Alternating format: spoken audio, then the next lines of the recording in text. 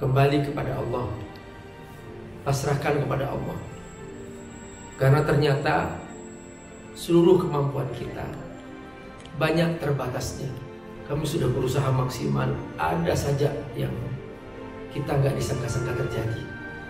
Ya, itu cara Allah menunjukkan bahwa kita ini bukan Tuhan.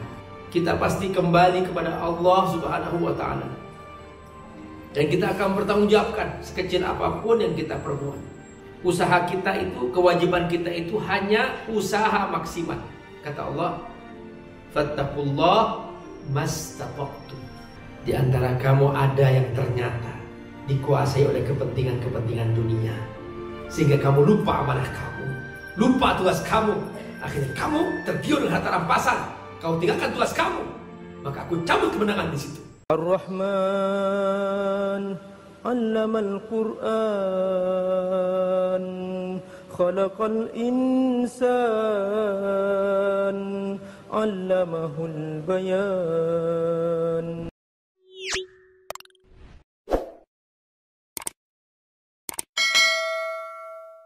Bapak Ibu rahimakumullah, suasana muhasabah kita ini hari ini memang suasana yang membutuhkan kekhusyuan kita.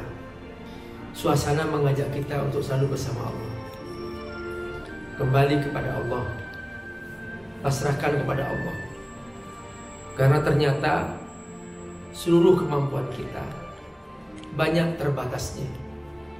Tadi sempat ngobrol dengan Pak Dodi, kata Pak Dodi, kami sudah berusaha maksimal, ada saja yang kita nggak disangka-sangka terjadi. Ya, itu cara Allah menunjukkan bahwa kita ini bukan Tuhan, bahwa kita ini makhluk yang serba tidak berdaya. Karenanya akan selalu ada hal-hal yang di luar kemampuan kita terjadi, supaya kita bergantung kepada Allah Subhanahu wa Ta'ala. Sebab kalau manusia sempurna, maka lama-lama dia akan seperti Fir'aun, mengaku Tuhan. Dia berkata, ana rabbukumul a'la, karena Fir'aun merasa tidak punya masalah. Tapi kalau seperti kita ini, ya dikit-dikit datang pandemi, dikit-dikit ya ada bencana, ada hujan deras, banjir, dan seterusnya. Itu Allah tunjukkan bahwa engkau, wahai manusia, harus bergantung kepada-Nya. Engkau milikku, aku pemilik kamu. Begitu Allah menyebutkan. Lillahi ma fis samawati wa ma fil ard. Semua milik Allah. Di langit, di bumi milik Allah. Kita semua termasuk milik Allah Subhanahu wa Ta'ala. Dan kita akan kembali kepada-Nya. Kita pasti kembali kepada Allah Subhanahu wa Ta'ala, dan kita akan bertanggungjawabkan sekecil apapun yang kita perbuat. Nah, ini yang membuat kita selalu kepikir. Jangan sampai ada orang mengeluh, jangan sampai ada orang marah-marah. Tapi kalau kita sudah berusaha maksimal, nanti ketika kita menghadap Allah Subhanahu wa Ta'ala, kita siap mempertanggungjawabkan depan Allah. Kita tinggal berkata, ya Allah, tidak secuil sedikit pun aku melanggar, ya Allah. Aku sudah bersungguh-sungguh menjaga kewajibanku, tugasku secara maksimal. Karena dalam Al-Quran banyak sekali ayat-ayat tentang hisab. Inna ilaina iyabahum, summa inna alaina hisabahum. Kau pasti kembali kepadaku, dan aku akan menghisab kamu. Dan kata-kata wa ilaihi turja'un, kau pasti kembali kepadaku. Wa ilaihin nusyur, kau pasti bertemu aku. Wa ilaihil masir, kau pasti bertemu aku. Kata Allah, itu diulang-ulang dalam Al-Quran, sehingga kita selalu ingat bahwa aku nanti akan mempertanggungjawabkan di depan Allah. Makanya dalam kita melaksanakan tugas, kalau sudah maksimal, sudah aman. Kekurangannya di tangan Allah sudah.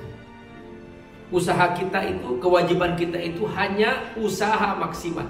Kata Allah, fattaqullah mastata'tum. Taati Allah semaksimal kemampuan. Maksimal ini begini contohnya, Bapak Ibu rahimahullah. Kalau aku mampu mengangkat barang 10 kilo, kalau ditambah sedikit 1 kilo lagi 11 kilo atau 10,5 kilo, punggungku akan patah. Berarti kemampuan maksimalku 10 kilo. Nah, kalau aku mengangkat 10 kilo, berarti aku sudah maksimal. Jika terjadi di luar keinginan kita, itu sudah takdir Allah.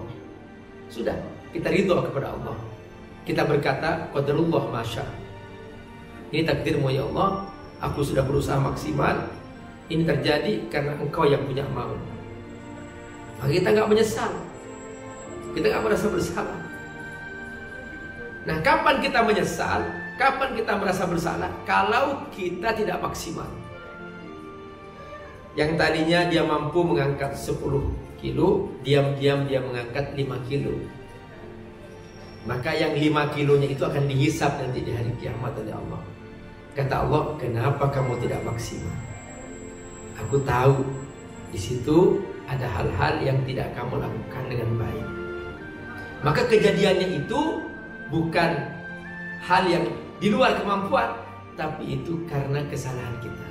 Qul huwa min indi anfusikum, kata Allah. Itu karena diri kamu. Ada peristiwa di zaman Rasulullah SAW di perang Uhud. Perang Badar, orang Islam menang. Padahal orang kafir 10.000, orang kafir 1.000, orang Islam 313. Secara jumlah lebih sedikit. Tapi karena orang Islam maksimal, Allah turun tangan, Allah kirim bantuan, Allah kirim malaikat, Allah menangkan. Di perang Uhud ada pelanggaran. Pasukan pemanah oleh Nabi diperintahkan jangan turun. Perintahnya jelas. Ini pentingnya maksimal dalam melaksanakan tugas. Jangan turun dari bukit pemanah, kata Nabi. Menang atau kalah, kamu tetap bertahan di bukit pemanah.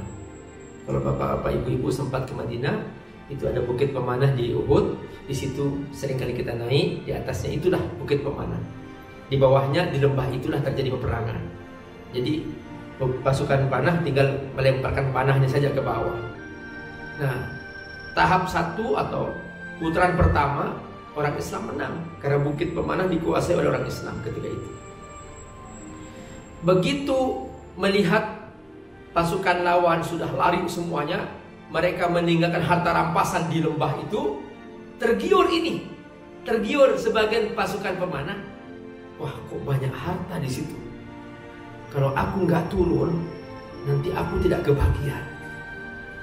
Nah, di sini terjadi sesuatu. Lupa atau sengaja pesan Nabi ditinggalkan. Jangan turun dari bukit ini, menang atau kalah. Begitu mereka mulai turun, ada satu yang mengingatkan. Jangan, kata Nabi, akan sudah selesai perang. Belum ada komando dari Nabi. Udah, ngapain? Kita sudah selesai. Di situ ada harta rampasan, kita harus ambil. Akhirnya berbondong-bondong turun. Mereka tergiur harta rampasan. Bapak Ibu rahimahullah, dari situ kemudian ada serangan balik dari pihak lawan, dari belakang. Waktu itu Khalid bin Walid masih belum masuk Islam. Dia masih menjadi pemimpin pasukan dari pasukan lawan ketika itu. Masuk dari belakang dan menguasai bukit. Akhirnya Bapak Ibu rahimahullah, Rasulullah dilemparin batu dari atas dan pecah pelipisnya, pecah kakinya. Dan lapangan perang dikuasai lagi oleh pasukan lawan ketika itu. Bapak Ibu, itulah akhir dari peristiwa Uhud. Allah menegur dalam surah Ali Imran mengatakan, minkum man yuridud dunya wa minkum man yuridul akhirah. Di antara kamu ada yang ternyata dikuasai oleh kepentingan-kepentingan dunia, sehingga kamu lupa amanah kamu, lupa tugas kamu. Akhirnya kamu tergiur dengan harta rampasan, kau tinggalkan tugas kamu. maka aku cabut kemenangan di situ. Nabi masih ada, Abu Bakar ada di situ, Umar ada di situ, sahabat besar di situ. Tapi karena pelanggaran dari sebagian dari anggota pasukan itu dan tidak melaksanakan tugas secara maksimal, Allah tidak turun tangan. Bahkan Allah cabut kemenangan itu yang sudah dikuasai pertama, dan Allah ambil kembali. Padahal Nabi masih ada. Bapak Ibu berkembang. Di sini pentingnya kita patuh kepada pimpinan. Bahwa ketika komando pimpinan sudah bergerak, jangan sedikit pun meleset. Karena ketika pimpinan sudah memberikan suatu komando, itu penting. Sekecil apapun itu penting. Ternyata berkaitan dengan apa? Berkaitan dengan pertolongan Allah Subhanahu wa Ta'ala. Assalamualaikum warahmatullahi wabarakatuh. Alhamdulillah wassalatu wassalamu ala Rasulillah wa ala alihi wa sahbihi mawala. Teman-teman rahimakumullah, Abi Amir mengasuh sebuah pesantren FAT Institute. Pesantren FAT ini ada di Jakarta, ada juga di Sukawami, Bogor. Mereka rata-rata adalah anak-anak yatim duafa, dan mereka belum punya asrama, belum punya masjid, dan juga mereka membutuhkan pembebasan lahan untuk pesantren. Teman-teman, membantu para penghafal Quran adalah menyiapkan mereka punya masa depan yang cerah, dan otomatis kita juga membantu diri kita sendiri, karena dengan membantu mereka menjadi penghafal Quran, menjadi para ulama, semua kebaikan yang mereka kerjakan, setiap huruf dari Quran yang mereka ulang-ulang, kita semua kebagian pahala. Bukan hanya itu, nanti di alam akhirat, di surga, mereka akan datang menyambut kita dengan mahkota yang indah. Dan kita semua yang berdonasi untuk mereka akan diberi mahkota yang indah di pintu surga, sehingga kita semua bahagia selamanya di akhirat.